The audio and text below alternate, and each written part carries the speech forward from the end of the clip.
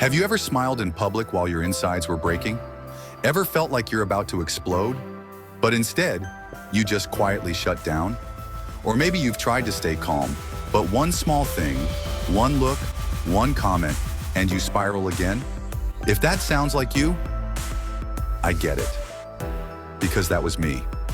Until I learned how to master my emotions. And act as if nothing bothered me, even when everything did. Today I'm going to share the step-by-step mental and emotional process that helped me stop reacting and start leading my life. And by the end of this video, you'll have everything you need to stay calm, focused, and unshakable, no matter what's happening around you. A few years ago, I sank into a deep emotional valley. There wasn't one big event.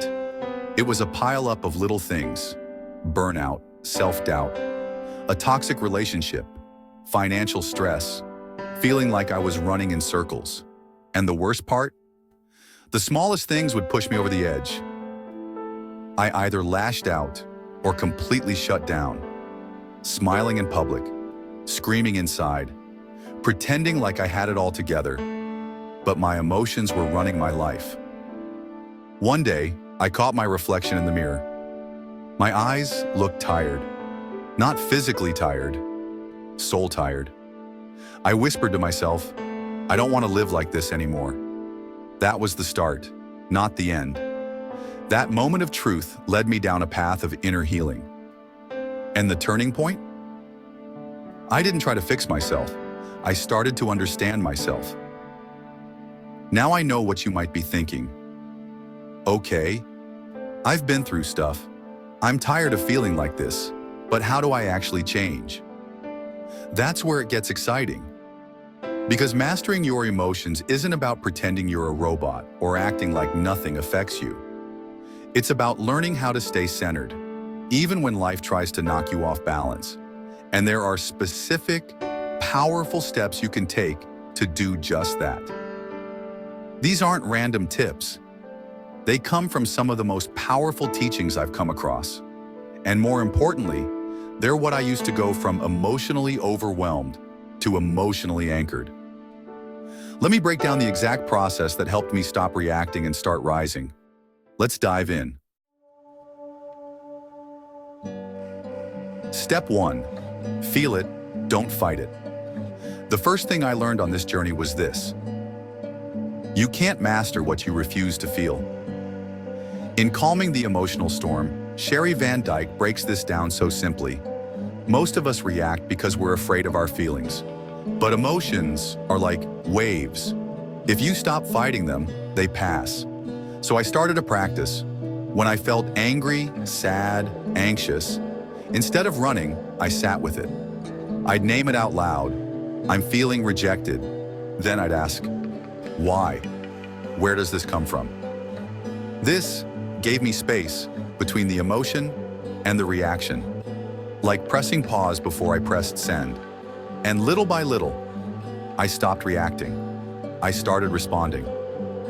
And by the way, Calming the Emotional Storm isn't just a book. It's a toolbox. I used exercises from it like daily emotional check-ins and wise mind journaling. It changed everything. If you want to learn how to face your feelings without drowning in them, I'll link it in the description. Step 2. Rewrite the story. Once I stopped being afraid of my feelings, had to face the stories I was telling myself. You know what I mean? Those silent scripts in our heads like, I always mess things up. They don't care about me. I'm not good enough. These thoughts feel true. But most of the time, they're just old pain replaying itself.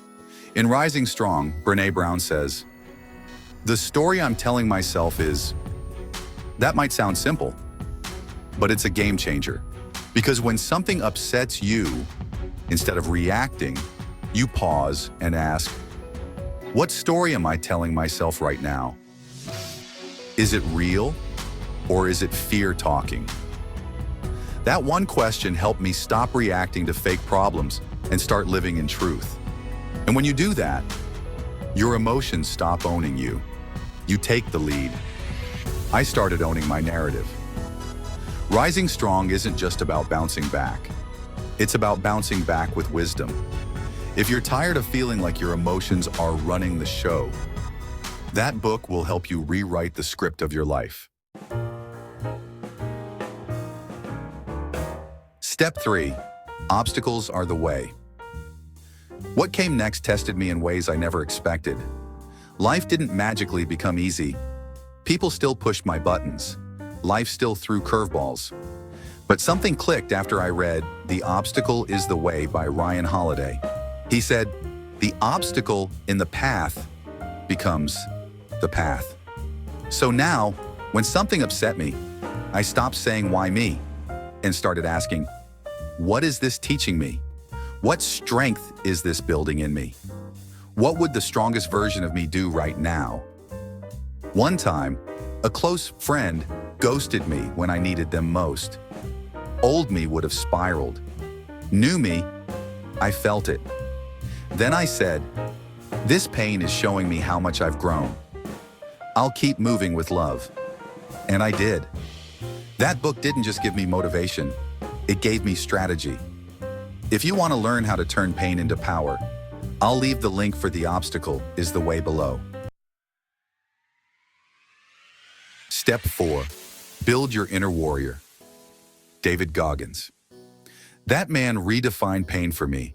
In Can't Hurt Me, he taught me about the calloused mind, that if I wanted peace, I had to build mental toughness. So I made a list of things that made me uncomfortable. And I did one small thing every day to stretch myself. Cold showers, long runs, having hard conversations, waking up early. Each one made me more resilient. It wasn't about being perfect. It was about becoming bulletproof. And not in a fake nothing bothers me way, but in a calm, quiet way that says, I've faced worse. I'll get through this too. Can't Hurt Me isn't for the faint of heart.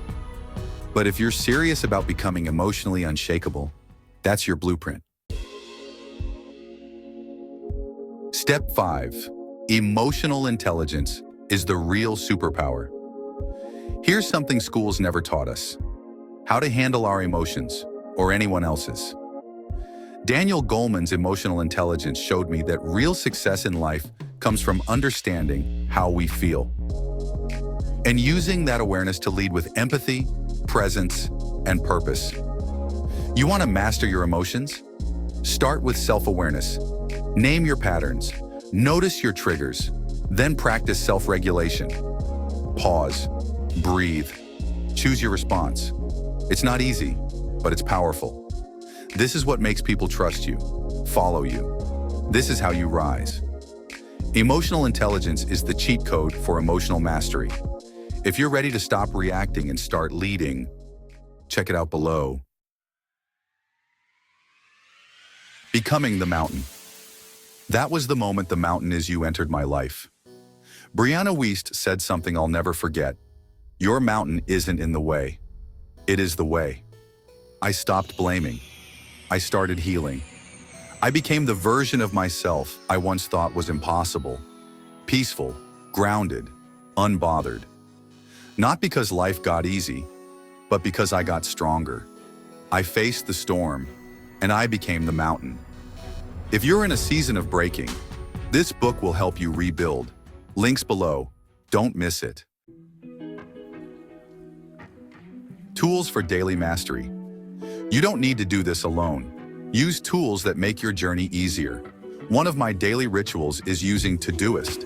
It's a simple but powerful tool that helps me track habits, journal reflections, and stay emotionally grounded. Every goal, every routine is right there, keeping me accountable. Links below if you want to try it. If no one told you today, I'm proud of you. You are stronger than your pain. You are wiser than your wounds. You are not broken. You are becoming. Master your emotions, and the world will feel your power. Remember, this journey is ongoing.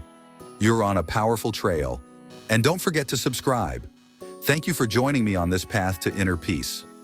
Comment, I am becoming unshakable if you're ready to master your emotions.